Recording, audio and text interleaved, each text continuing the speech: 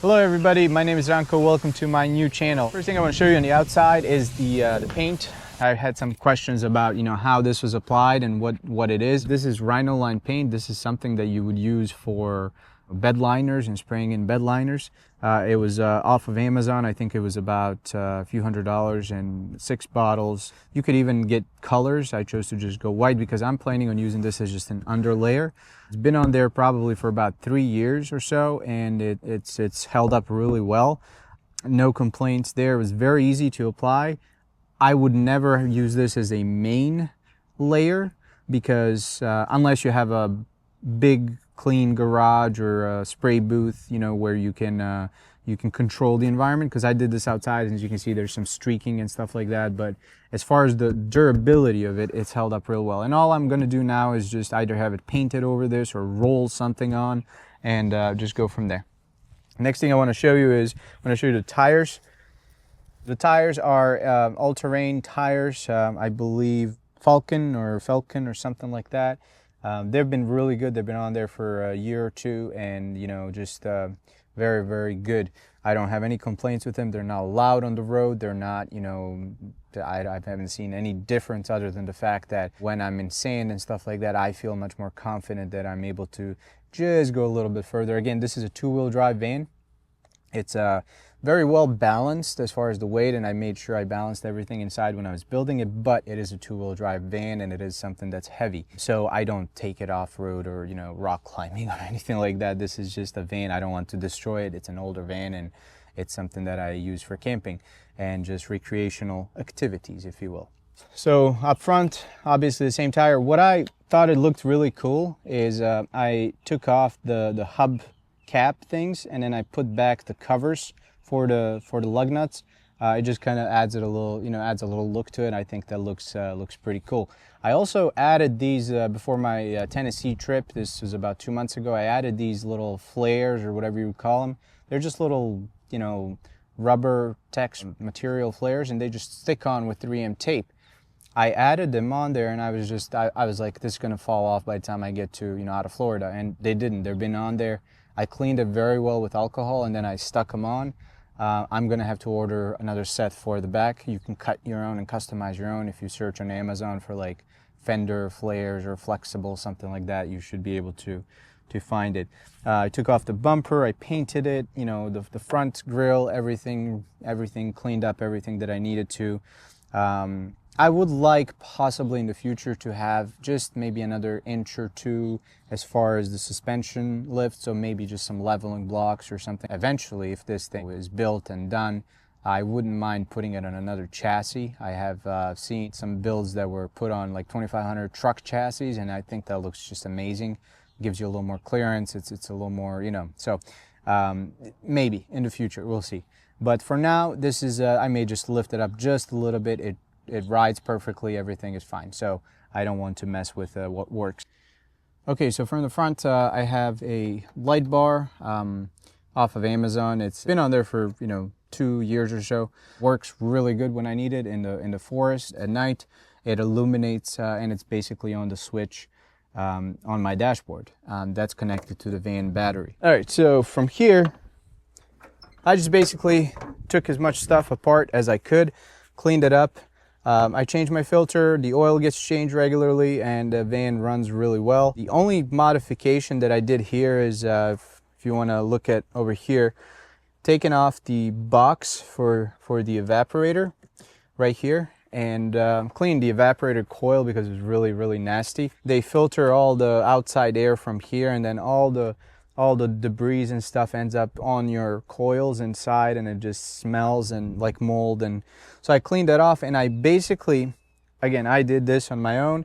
Not recommending to anyone to do this because it's there for a reason. I chose to do it because I open my windows when I'm driving and I don't need to have the motor bring me in fresh air. So basically what I did is I blocked off, there's a gate that opens when you mix fresh air from outside. I blocked that off for a reason, so debris don't come in, because this is your filter right here, and as you can see, it may stop leaves and stuff, but eventually like all the pollen and all the debris from the tree and stuff will make its way inside of there, and then it just causes a problem on there. Other than that, everything is stock. I believe this is the 5.3 V8 motor. It's not that efficient. I think like 13 or so miles to the gallon the way I have it set up with the tent and everything on there. And you know, it's a camping van. It's not something I use day to day, so it's totally okay. So here, if you want to show, I have my cable for my light bar. I have it fused here, and then it goes to a switch on the inside through the firewall. Everything's been sealed and good. So far, no problems. This van was a construction van and for my company, and you know, we always use the fleet service to maintain it. So it's been maintained very well. And other than the transmission that went out, you know, I haven't had any problems with the engine. When I did get it, I took the valve cover off and cleaned, you know, changed the gaskets and everything, and spark plugs and cables and all the basic stuff that I'm able to do. So that's it as far as the engine. And then up front here, I did install this this little wind, if you will, spoiler hood guard or whatever that thing is called. The only other modification is I didn't like the water that comes from the here from the windshield wipers, so I chose to install my own here and here, if you can see right there, and then basically that sprays a much bigger pattern of onto the windshield, and I'm able to clean my windshield much better. So all I did there was reroute the hose from the pump that generally would provide the water to your windshield wipers. And another thing here, if we want to show, is I use some heavy duty silicone to silicone this right here, because this is again where a lot of that debris would fall in and all that, and it would make its way into the evaporator and the HVAC system. So for now, I haven't had any issues. And again, my AC system works by just recycling the inside air. It doesn't mix it with the outdoor air. When I want outdoor air, I open up the windows by just rolling down the window. I have a portable air conditioner that I keep in this cabinet right here when it's really hot. And what I discovered is with using one of those portable air conditioners is that, you know, any of those air conditioners, even the fancy ones, the $1,000 ones, they rely on taking out hot air, right? They cool the condensing coils by removing that air outside. Well, what that does is, when you think about it, you have this sealed van, partially sealed, right? It removes the air from the van. Well, an air will be replaced, but that air comes from outside. So now you're bringing in this, you know, air from outside. Well, what I don't want to do is I don't want to be next to a campfire or something like that where there's smoke or contaminants and you know, possibly trigger smoke detectors, because I'm using the air conditioner and, you know, it's forcing a big amount of air outside of the van because that's the natural process. And then it's replenishing that air because it comes back in through the cracks, through natural ventilation, if you will. So what I came up with is I came up with this opening here that I'm going to show you. And basically what that is it's just an opening with a screen, so, you know, insects and things don't go in.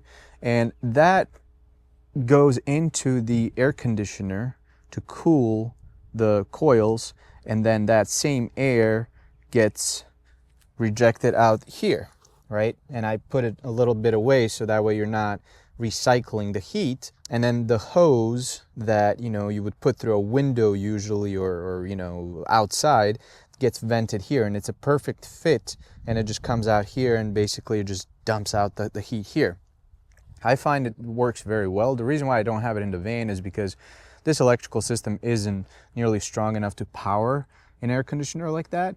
Unless I go to like a variable speed compressor, which, you know, is some of these newer models. We may see that a little more present in there, and that draws much less power at startup, and it's not as big of a load, if you will. But until then, I basically just keep it in my garage, and then when I go camping in the summertime, I use one of those little portable room air conditioners you would get at Home Depot. I only use it when I'm plugged into shore power because I have a 30 amp plug that allows me to use, you know, regular household appliances, or 30 amp shore power plug, and then breaker panel, and then all of this as you've seen. So moving on, that's the air conditioner system. Right here is our short plug, and this is just an inexpensive Amazon short plug that you would see on an RV. I have a cable at home that is stored for when I need it, and that plugs in there, and you go to a campground and you just plug it in. Oh, one thing that I want to point out is that's missing here is the tent. I have a tent in my warehouse, and the tent goes up there.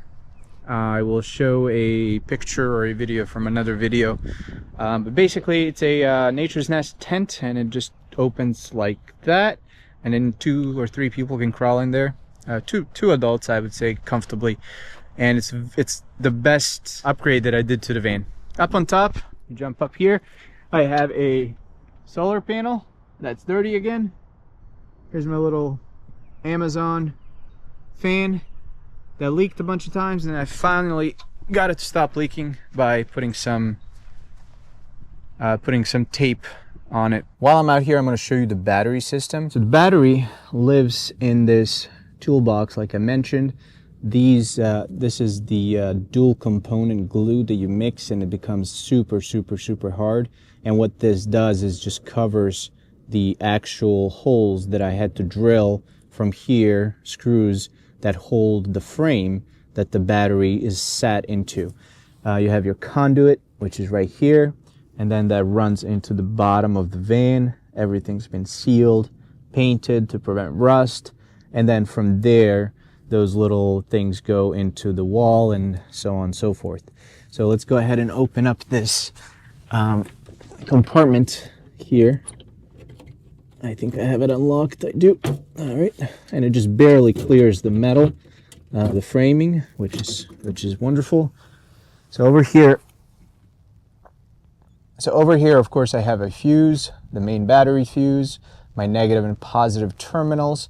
This is the strap. As you can see, this battery is not going anywhere. And then you could see, hopefully, some of the framing or the pressure treated wood that it was used to create the box. Those things right there that you see, those are the bolts that have gone through here to hold this attached to this L profile bracket, and then this L profile bracket was held here with bolts into the main frame. Now, this was where the original spare tire was mounted. So obviously I lost the spare tire. So for that reason, I had to get an externally mounted tire rack. The most basic, inexpensive thing that I was able to see or to find. Bolts from inside. And you have your spare tire mounted here. Something in the future that I'm going to do here for this is I want to create some sort of a smoke detector or some sort of a, auxiliary, if you will, cautioning system in case that the battery ever, does create smoke or any off-gassing or anything like that, if this thing can sense it, it would trigger some sort of an alarm inside. In the HVAC industry, in the electrical industry, there's things that could be sort of configured to work with this with a little bit of ingenuity. So for now, I just have it like this. It's gone through a summer, it's gone through a winter. I've been in very cold, I've been in very hot. I haven't had any issues.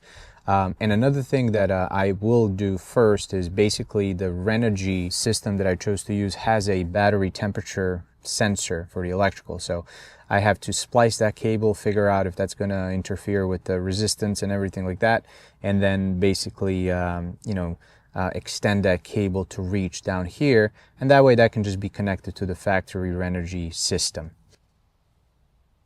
Okay, so now that I have the trunk, or the garage as I call it, open, plywood floor with foam board insulation on the inside, and then I have this vinyl covering that I will eventually trim out to make it more suitable aesthetically. Here's a box that I built. This will be the main disconnect switch right here for the shore power, right? So the main shore power cable goes through this disconnect box. I think I can, actually I have it screwed down, but this will receive a breaker that has a switch and another means of protection. So you will have a breaker on the breaker panel of the campground, you will have a breaker here, and then you will have a breaker inside on the main panel that I showed you earlier. So this obviously has to be sealed right here, and then from here there will be a piece that will seal this from the van. So it's very good, but it's still not 100% sealed the way I would like it to be. And the whole idea with sealing this is that I'm able to open this when the weather is nice and not worry about, you know, rodents or whatever, just stuff going in. All of this will receive doors that are going to be sealed, you know, with little locks to keep them closed. And basically that storage that, sorry about the mess, but I was just out doing some stuff in the woods and, you know, just using this. So obviously it's messy, but basically all of this storage can be accessed through the bed, how I've shown it before. We have some storage or leveling blocks, some extra coolant and oil. Never had to use that extra, but it's just good to have. Another fire extinguisher right here, and all the tire roadside assistance things that you will need if a tire goes out. So that's kind of the, you know, tolerances that I'm going for here. Once everything is done, obviously it will be much better. I really like this idea with the screen. This is just basic pool screen that you would have on a pool cage, because, you know, when you open this at night and you turn the fan on, it just creates such a nice amount of intake for air. This is where I keep my axes for now. That will receive cards, door cards as you call them, and then some, you know, hooks and stuff like that. And if you want to see how I connected this, is I have I don't know how well you can see from the sun, maybe down here. I have these bolts that go through, and they have rubber to create some sort of little more vibration isolation, because, you know, when you close this, and I try not to slam this door because this thing is very heavy, you know, it does flex, you know, so when you slam the door. So I just try to be gentle with it. I have to clean up some of this excess silicone, but it doesn't leak. And I painted the holes once I drilled them, so to prevent rust. You know, this is the original sort of paint, and then this is the Rhino line, as you can see how it was just painted. But again, this is just going to be the first layer, and then we'll see what we can do with a different color. Here, also going to create a pocket for some storage, maybe even here, you know, standard door for a Chevy van. So I think that wraps it up, guys. I really appreciate you watching my video. Please like and subscribe and share this video if you found it interesting, and if you gotten any ideas from this. If you have any questions, feel free to reach out to me, and you know, I'll continue making these videos. I have a lot of work here to do. Again, thank you. Appreciate everyone watching, and I'll see you in the next video. Bye.